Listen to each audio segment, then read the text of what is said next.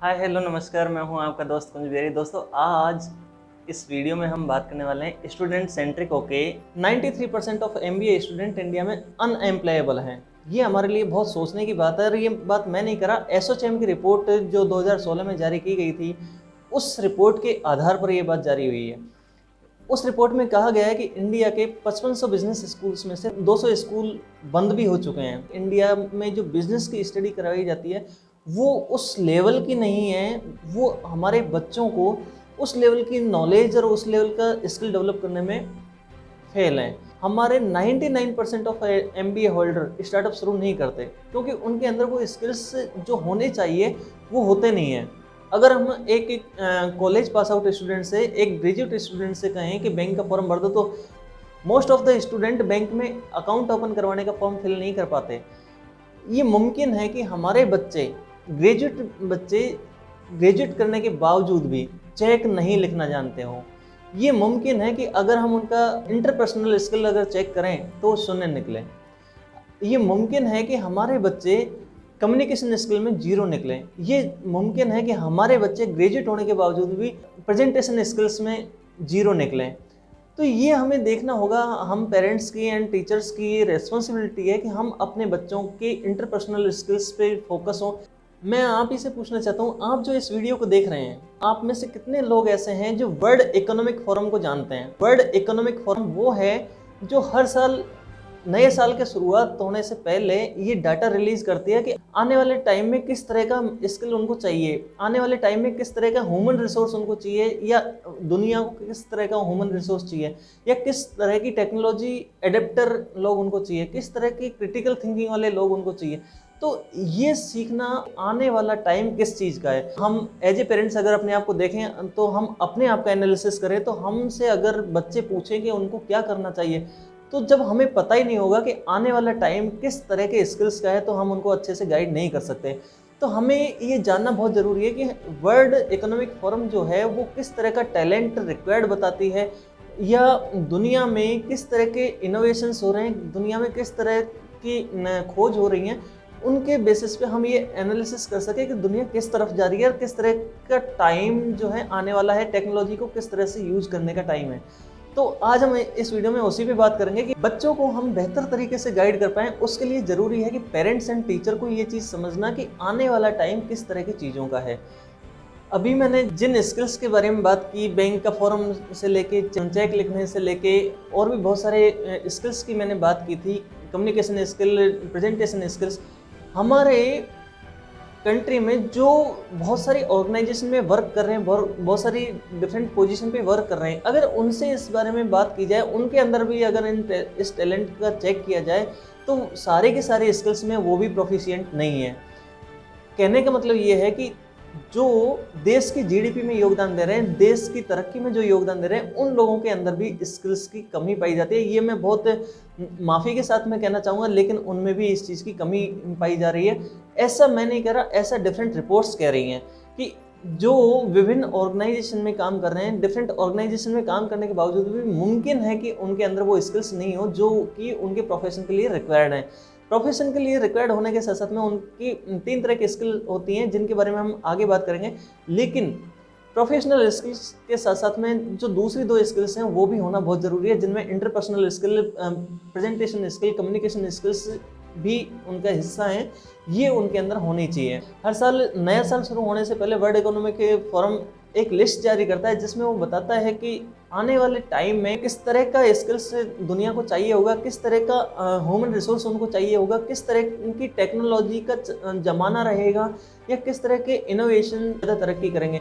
ये चीज़ें हमें वर्ल्ड इकोनॉमिक फोरम से पता चलती हैं, और जब हम वहाँ से सीखते हैं तो ही हम अपने बच्चों को गाइड कर पाएंगे, या जिस स्किल्स को हम उनके अंदर डेवलप करना चाह रहे हैं कि क्या उस स्किल का आगे फ्यूचर है या नहीं है। ये हमें उन चीज़ों से पता चलती है। दुनिया की बहुत सारी रिपोर्ट्स और बहुत सारी चीज़ें जानने के बाद में हमें ये पता चलता है कि ये जो टैलेंट है, ये जो स्किल्स है जो इसके अंदर डेवलप की जानी चाहिए, वो आने वाले टाइम में इसके लिए कैरियर बनाने के लिए कितनी हेल्पफुल होंगी। यहाँ पे आप देखिए, मैं आपको स्किल गिनवा रहा हूँ कि वर्ल्ड इकोनॉमिक फोरम क्या कहती है, वो क्या चाहती है कि किस तरह का ह्यूमन रिसोर्स उनको चाहिए। सबसे पहले वो एनालिटिकल थिंकिंग के बारे में बात करते हैं। यानी कि दुनिया में ऐसे लोग जो एनालिटिकल थिंकिंग के साथ में इनोवेटिव आइडियाज दे सकें, ऐसे स्किल की आने वाले 2025 तक बहुत डिमांड रहने वाली है, ये वर्ल्ड इकोनॉमिक फोरम कहती है। दूसरा स्किल है active learning and learning strategy, यानी कि हमारा जो बच्चा है वो स्कूल कॉलेज से निकल करके किताब छोड़ देता है, लेकिन वर्ल्ड इकोनॉमिक फोरम कहती है कि लगातार सीखने का जुनून उसके अंदर होना चाहिए, कि नई नई चीज़ों को सीखने में वो इंटरेस्टेड हो, और जो लर्निंग स्ट्रेटजी है वो लगातार उसको डेवलप करता रहे। यानी कि हमारा बच्चा जो है वो स्कूली या कॉलेज एजुकेशन को कंप्लीट करने के बाद में किताब ना छोड़े, इस तरह के टैलेंट की आने वाले टाइम में ज़रूरत रहेगी। अगला वो बात करते हैं कि कॉम्प्लेक्स प्रॉब्लम सॉल्विंग, यानी कि जो स्किल है उसके अंदर ऐसा हो कि वो कॉम्प्लेक्स से कॉम्प्लेक्स अगर उसके सामने प्रॉब्लम आ जाती है, बिजनेस से रिलेटेड या किसी टेक्नोलॉजी से रिलेटेड, जिस फील्ड में भी वो है, उस फील्ड में वो कॉम्प्लेक्स से कॉम्प्लेक्स प्रॉब्लम को भी सॉल्व कर सके। यानी कि ये हो गया उसका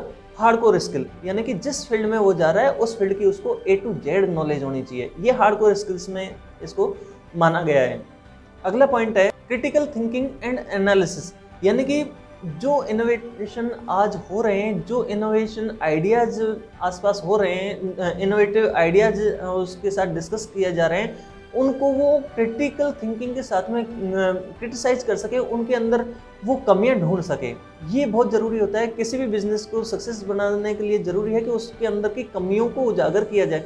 तो इस तरह का टैलेंट भी अगर है तो वो आने वाले टाइम में बहुत ज़्यादा रिक्वायर्ड रहेगा। अगला पॉइंट है क्रिएटिविटी, ओरिजिनलिटी एंड इनिशिएटिव, यानी कि उसके अंदर जो आइडियाज आ रहे हैं वो ओरिजिनल आइडियाज होना चाहिए, कॉपी कैट नहीं होना चाहिए। इस तरह का माइंडसेट अगर किसी के पास में है, इस तरह की स्किल्स अगर किसी में डेवलप हो रही हैं, ताकि उनके ऊपर इनोवेटिव एक्शन लिया जा सके, इनोवेशन की जा सके और उसको एक बिजनेस के रूप में डाला जा सके, ये वर्ल्ड इकोनॉमिक फोरम ने कहा गया है। लीडरशिप एंड सोशल इन्फ्लुएंस के स्किल उसके अंदर होने चाहिए। आने वाले टाइम में टेक्नोलॉजी के टाइम पे भी लीडरशिप स्किल वाले लोग बहुत आगे तक जाएंगे। अगले पॉइंट में ये कहा गया है कि वो टेक्नोलॉजी फ्रेंडली हो, उसका माइंडसेट है वो टेक्नोलॉजी को एडॉप्ट करने वाला हो। नेक्स्ट पॉइंट है कि उसके अंदर टॉलरेंस कितनी है, उसके अंदर धैर्य कितना है, उसके अंदर जर्फ कितना है, कि वो बुरी से बुरी सिचुएशन में भी बहुत ज़्यादा प्रेशर होने के बावजूद भी वो चीज़ों को टॉलरेट कर सके। अगला स्किल है कि reasoning and problem solving type का स्किल उसके अंदर होना चाहिए, कि किसी डिफरेंट टाइप की अगर उसके पास में प्रॉब्लम आ रही है तो वो उनको सॉल्व कर सके, या एक पैटर्न प्रॉब्लम्स का है किसी बिजनेस में, एक पैटर्न बनता जा रहा है प्रॉब्लम्स क्रिएट होने का, तो वो उसको एनालिसिस करके, उसको एनालिटिक थिंकिंग का यूज करके और उसको सॉल्व कर सके। इस तरह के ह्यूमन रिसोर्स की भी वर्ल्ड इकोनॉमिक फोरम बताता है कि दुनिया में बहुत ज़्यादा डिमांड होने वाली है। अगला है इमोशनल इंटेलिजेंस उसके अंदर होनी चाहिए, कि उसको अपने इमोशंस को, अपने गुस्से को, अपनी भावुकता को कंट्रोल करना आना चाहिए, ताकि वो अपने इमोशंस का ज़्यादा अच्छे से यूज कर पाए। वो किसी के साथ में कम्युनिकेशन जब कर रहा है तो कहाँ पे किस तरह का उसको कम्युनिकेशन करना है, कहाँ पे किस तरह की स्किल का उसको यूज करना है, और कहाँ पे उसको किस तरह के टैलेंट का यूज करना है, किस तरह के कहाँ पे उसको गुस्सा दिखाना है, कहाँ पे उसको नहीं दिखाना है, इस तरह का, यानी कि उसको अपने इमोशनल जो क्वालिटीज हैं उनका यूज करना आना चाहिए और उस पर कंट्रोल उसका पूरा होना चाहिए। अगर इस तरह की स्किल आपके अंदर है तो वो भी बहुत डिमांड में रहने वाला है। अगले पॉइंट में कहा है कि trouble shooting and user experience, यानी कि वो जो भी इनोवेटिव आइडियाज वो दे रहे हैं तो वो यूजर फ्रेंडली होना चाहिए, और वहाँ पे कोई भी दिक्कत आ रही है, अगर लोग उनके पास में शिकायत कर रहे हैं तो उनको तुरंत रिजॉल्व करने वाली उसकी साइकोलॉजी होनी चाहिए। यूजर फ्रेंडली, यूजर सेंट्रिक होना चाहिए, यानी कि कस्टमर सेंट्रिक होके उसका माइंडसेट स्किल होना चाहिए, ताकि वो कस्टमर की ज़्यादा से ज़्यादा बर्निंग प्रॉब्लम को सॉल्व कर सके। ये स्किल्स थे, इनको आप डाउनलोड भी कर सकते हैं। और मैं चाहूँगा कि अभी यहाँ पे इस वीडियो को देखने के बाद में वर्ल्ड इकोनॉमिक फोरम के बारे में ज़रूर जानें, ताकि आपको पता चल सके कि आने वाले टाइम में किस तरह के स्किल्स रिक्वायर्ड रहेंगे। तभी जाके आप अपने बच्चों के अंदर शुरू से ही, जब वो स्कूल और कॉलेज में है उस टाइम से ही वो स्किल डेवलप करना शुरू करें। ताकि उनको अच्छे से बेहतर गाइड कर पाएँ कि वो इनोवेटिव आइडियाज़ किस तरह से आपको दे सकते हैं या इनोवेटिव आइडियाज़ पे किस तरह से काम कर सकते हैं, क्रिटिकल थिंकिंग के साथ में, एनालिटिक सोच के साथ में वो किस तरह से आगे बढ़ सकते हैं, अपने आइडियाज़ की कमियाँ किस तरह से वो देख सकते हैं, ये सब चीज़ें उसके अंदर डेवलप हो सकें। देखिए, टैलेंट जन्मजात होता है, लेकिन स्किल्स जो हैं वो सीखी जा सकती हैं, और ये जिनकी हम बात कर रहे हैं वो सारे स्किल्स हैं जिनको सीखा जा सकता है। किस तरह से उनको सीखना है वो हम इस वीडियो में अभी आगे बात करने वाले हैं। एक ग्रेजुएट बच्चे के पास में आईटी स्किल्स होते हैं, वो टेक्नोलॉजी को यूज करना जानता है, उसे अच्छे से पता है कि टेक्नोलॉजी का यूज कैसे करना है, उसको किसी एप्लीकेशन को यूज कैसे करना है, उसको सोशल मीडिया का यूज करना आता है, और वो कर रहा है। आज Amazon, Facebook, LinkedIn, YouTube, WhatsApp, ये हर घर में, हर बच्चे की पहुंच में है। हर बच्चा इन प्लेटफॉर्म्स का यूज कर रहा है। लेकिन अब हमें सिखाने वाली बात यह है कि हम अपने बच्चों में ये स्किल पैदा कर सकें कि वो इन प्लेटफॉर्म्स का यूज करके, बिजनेस करके अपना पैसा कमा सकें। वो इन प्लेटफॉर्म का यूज करके अपना बिजनेस खड़ा कर सके, बिजनेस एम्पायर को डेवलप कर सके, इन प्लेटफॉर्म पे वो अपनी प्रेजेंस बना सके। आज ई कॉमर्स का ज़माना है। ई कॉमर्स ने दुनिया को बहुत तेज़ी से बदल दिया। जो बिजनेस या कॉमर्स हमारे स्कूल और कॉलेज में पढ़ाया जाता है, ई कॉमर्स उससे भी आगे की चीज़ है, या कहें कि एडवांस लेवल का कॉमर्स है। एक प्लेटफॉर्म बना के तैयार करना और उस प्लेटफॉर्म से लाखों करोड़ों का बिजनेस करना, कभी कभी 1000 करोड़। फ्लिपकार्ट जैसी कंपनियां, अमेजन जैसी कंपनियां, अलीबाबा, या बहुत सारी बहुत सारी कंपनियां हैं जो आज ऑनलाइन ट्रेडिंग करके बहुत ज़्यादा मुनाफा कमा रही हैं। तो हमारे बच्चों के पास में सारे प्लेटफॉर्म मौजूद हैं, यूट्यूब है, फेसबुक है। आज इन सोशल मीडिया का या इन प्लेटफॉर्म्स का यूज़ करके बहुत सारे लोग अच्छी अर्निंग कर रहे हैं। तो हम अपने बच्चों के अंदर वो स्किल कैसे डेवलप करें कि वो इन प्लेटफॉर्म पर बिजनेस कर सकें। ऐसे कितने लोग हैं जो सोशल मीडिया का या ई कॉमर्स प्लेटफॉर्म का यूज करके अपने बिजनेस को बढ़ा रहे हैं। फ्लिपकार्ट के साथ में एसोसिएट होकर बहुत सारे दुकानदार अपने बिजनेस को बढ़ा रहे हैं। अमेजन के साथ में एसोसिएट होकर बहुत सारे बिजनेसमैन अपने बिजनेस को बढ़ा रहे हैं। ओयो के साथ में एसोसिएट होकर बहुत सारे होटल ओनर हैं, वो अपने बिजनेस को बढ़ा रहे हैं। या और भी बहुत सारे डिफरेंट प्लेटफॉर्म हैं जिनके साथ में एसोसिएट होके बहुत सारे लोग अपने बिजनेस को बढ़ा रहे हैं।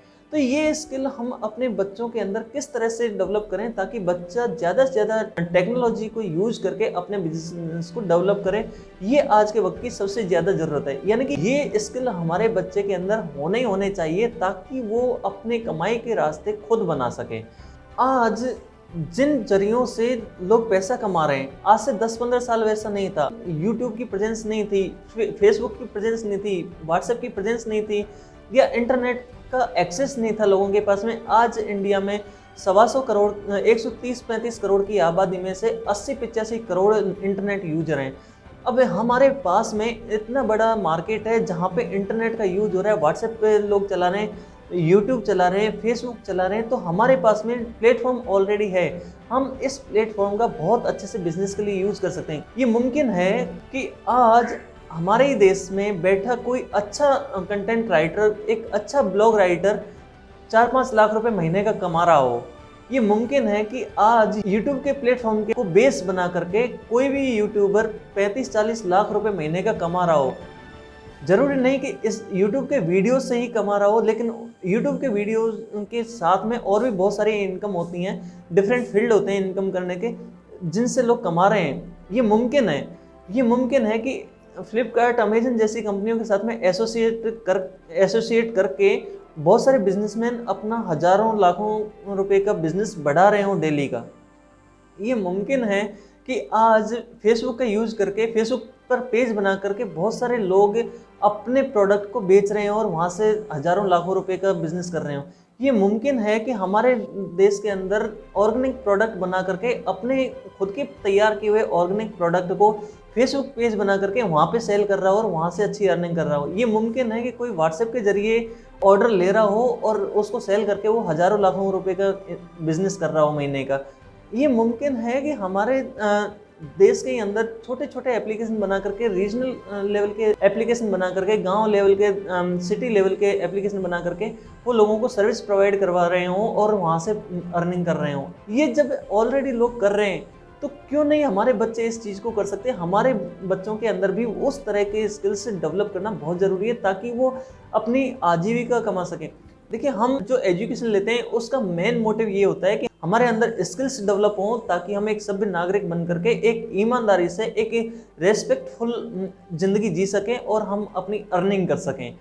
तो जब हमारी एजुकेशन का मेन मोटिव ये है तो क्यों ना हमारे अंदर वो स्किल डेवलप की जाए या हमारे बच्चों के अंदर वो स्किल डेवलप की जाए जो सबसे ज़्यादा रिक्वायर्ड होती है किसी भी एम्प्लॉय के अंदर या किसी भी फील्ड में जाने के लिए। जो सबसे ज़्यादा रिक्वायर्ड स्किल्स होते हैं जैसे कम्युनिकेशन स्किल हो गया, प्रेजेंटेशन स्किल हो गया, या खुद की एनालिटिकल थिंकिंग बिल्डअप हो गई, या इंटरपर्सनल स्किल की हम बात करते हैं तो वो बिल्ड होगी। तो क्यों नहीं हम अपने बच्चों के अंदर वो स्किल डेवलप कर सकते हैं। यहाँ पे सवाल ये है कि हम अपने बच्चों में वो स्किल डेवलप करने के लिए क्या कोशिशें कर रहे हैं। अभी जो मैंने एग्जाम्पल दिए थे, जो हमारे पास में रिसोर्सेज ऑलरेडी मौजूद है, जो हमारे पास में प्लेटफॉर्म ऑलरेडी मौजूद है, उन प्लेटफॉर्म्स का यूज करके कितने सारे लोग कमा रहे होंगे। और पॉसिबल है कि उनमें से 90% ऑफ पीपल 30 की एज से कम होंगे। जितने भी लोग हैं एंटरप्रेन्योर्स जो पिछले 3-4 साल 5 साल में जो बने हैं, उनमें से 95% एंटरप्रेन्योर 30 साल से कम की एज के हैं। जितने भी यूट्यूबर हैं जो बहुत अच्छी अर्निंग कर रहे हैं, उनमें से 95% जो हैं वो बिलो 30 के आसपास हैं। जितने भी फेसबुक पेज और ग्रुप्स बना रखे हैं जिनमें लाखों लोग जुड़े हुए हैं जहाँ से वो बिजनेस कर रहे हैं, मैं देखता हूँ कि वहाँ पे ऐसे ऐसे लोग हैं जो जिनकी एज 20 साल 22 साल 25 साल है। तो इस तरह की जो स्किल उनके अंदर डेवलप हुई है वो कोई स्कूल या कॉलेज में नहीं पढ़ाई गई। वो स्किल जो आज के टाइम पे जो उनको स्किल चाहिए थी, वो वक्त का तकाजा था कि वो अपने अंदर वो स्किल डेवलप कर सकें। तो अभी भी हमारे लिए वक्त का तकाजा है कि जो आज के टाइम पे स्किल रिक्वायर्ड है वो हम अपने बच्चों को स्किल सिखाएं। वो लोग कमा रहे हैं तो आने वाले टाइम में हमारे बच्चे भी कमा पाएँ। अगर हम आज जो ट्रेंड में चल रही है टेक्नोलॉजी, उससे उनको रूबरू नहीं करवाएंगे तो पॉसिबिलिटी है कि आने वाले टाइम में न्यू टेक्नोलॉजी के साथ में वो अपने आप को नहीं डाल सकें, वो न्यू टेक्नोलॉजी को अडॉप्ट नहीं कर पाएँ। और जब वो न्यू टेक्नोलॉजी को अडॉप्ट करने में प्रॉब्लम फेस करेंगे तो उसकी सारी की सारी जिम्मेदारी हम पेरेंट्स की या टीचर्स की होती है। तो जिन लोगों ने भी बिजनेस खड़ा किया या जिन लोगों ने भी इन प्लेटफॉर्म को यूज करके रेगुलर लाखों के इनकम का एक सोर्स बनाया, तो वो उन्होंने स्किल अपने अंदर किसी स्कूल कॉलेज से ना सीख करके खुद अपने अंदर डेवलप की है। टेक्नोलॉजी सबके पास है लेकिन यूज करना, उसको एक बिजनेस के पर्पज से यूज करना बहुत कम लोग जानते हैं। जो लोग टेक्नोलॉजी को बिजनेस के पर्पज से यूज करना जानते हैं वो बहुत अच्छा आज के टाइम पे बिजनेस के पर्पज से उसको यूज करके और बहुत अच्छी अर्निंग कर रहे हैं। आज सोशल मीडिया नहीं रह गया है, आज सोशल मीडिया बिजनेस मीडिया हो गया है। आज हम देखते हैं कि सोशल मीडिया पे सबसे ज़्यादा ऐड दिए जा रहे हैं। जो ऐड का रेवेन्यू है जो टीवी को जाता था आज से 4 साल पहले तक, उसका लगभग 50% रेवेन्यू सोशल मीडिया पे शिफ्ट हो गया है या एप्लीकेशन पे जाने लगा है। तो बहुत बड़ी पावर है सोशल मीडिया की। आप सोशल मीडिया का इस्तेमाल करके अपने बिजनेस को कई गुना तक बढ़ा सकते हैं। अभी हमने हार्ड स्किल और सॉफ्ट स्किल की बात की थी। एक है मिडिल स्किल।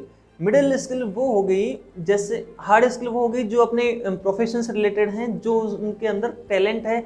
सॉफ्ट स्किल वो हो गई, कम्युनिकेशन स्किल हो गई, interpersonal skill like communication skill है, प्रेजेंटेशन स्किल है, इस टाइप की स्किल्स जो हैं वो सॉफ्ट स्किल में आ गई। मिडिल स्किल वो हैं कि दरवाज़ा कैसे खटखटाना है, जा करके कौन सी चेयर पे बैठना है, इंटरव्यूअर से नमस्ते कैसे करना है, किसी से हाथ कैसे मिलाना है, बॉस से हाथ कैसे मिलाना है, जूनियर से हाथ कैसे मिलाना है, अपने साथ वालों से हाथ कैसे मिलाना है, किसी पार्टी में अगर आप जा रहे हैं तो वहाँ पे किस तरह से कम्युनिकेशन स्टार्ट करना है, किस तरह से खड़ा होना है, या अपने साथ वालों से जब आप बात कर रहे हैं तो वहाँ पे गैदरिंग, सोशल गैदरिंग में आपको किस तरह का एक्ट करना है, किस तरह के कपड़े वहाँ पे पहन के जाना है, किस तरह के ओकेजन पे आपको किस तरह के कपड़े पहनना है, ये होते हैं मिडिल स्किल।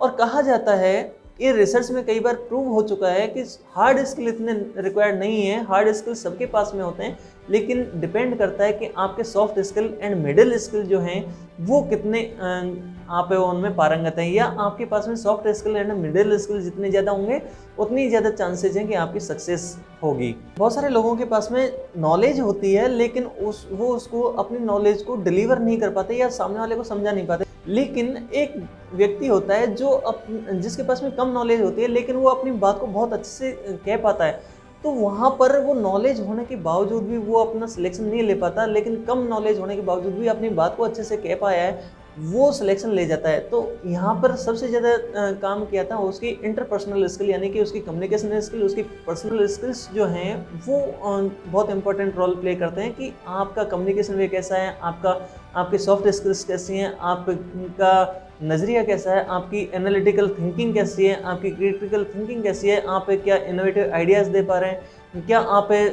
चीज़ों को ऑब्जर्व कर पा रहे हैं, क्या आप चीज़ों को मैनेज अच्छे से हैंडल कर पाएंगे, क्या आप ट्रबल शूटिंग में एक्सपर्ट हैं, क्या आप एकदम से कोई प्रॉब्लम आ गई तो क्या आप उसको तुरंत बिना हड़बड़ाए उसको सॉल्व कर पाएंगे, क्या आप हर परिस्थिति में अपने धैर्य को बना सकते हैं। इस टाइप की जो स्किल्स हैं वो बहुत ज़्यादा रोल प्ले करते हैं कि आपको जॉब मिलेगी या नहीं मिलेगी। जैसे गूगल के सीईओ या बड़ी बड़ी कंपनियां हैं जिनमें करोड़ों का पैकेज मिलता है, वो अपने जो सीईओ की पोस्ट पे हायर करते हैं या बड़ी पोस्टों पे हायर करते हैं, तो वो क्या पूछते होंगे कि आपकी डिग्रियां क्या हैं? नहीं। जब एक इंटरव्यू में ये सवाल आया था तो आप ऐसा क्या चेक करते हैं कि आप उनको सैकड़ों करोड़ों का सालाना पैकेज देने के लिए तैयार हो जाते हैं? उनके इंटरव्यू में आप किस तरह के क्वेश्चन पूछते हैं?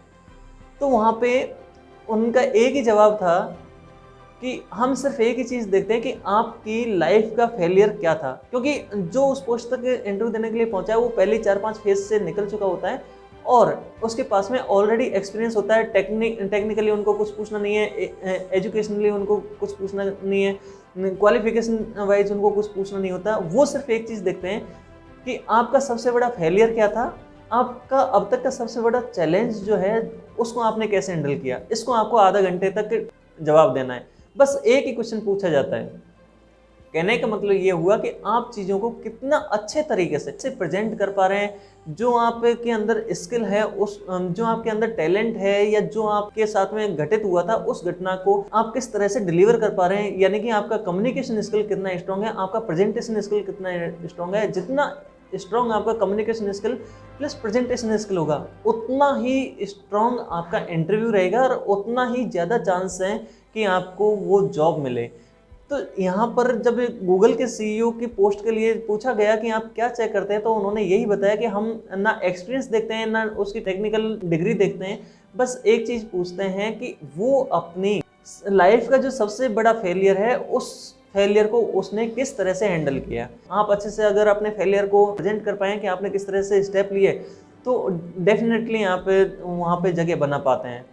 अब तक जो हमने बात की थी उसके लिहाज से मेरा मानना यह है कि जब तक हम पेरेंट्स या टीचिंग प्रोफेशन से जुड़े लोग या हमारे अंदर खुद के अंदर ये चीज़ें डेवलप नहीं करेंगे, ये स्किल डेवलप नहीं करेंगे, तब तक हम अपने बच्चों को गाइड नहीं कर सकते, पूरी ईमानदारी के साथ में गाइड नहीं कर सकते कि आपको किस तरह के स्किल सीखने चाहिए, और उनको सिखा भी नहीं सकते। हमको खुद से ये क्वेश्चन पूछना पड़ेगा कि क्या हम टेक्नोलॉजी को यूज करने के लिए तैयार हैं, क्या हम बदलते ज़माने के साथ में टेक्नोलॉजी को यूज करना जानते हैं।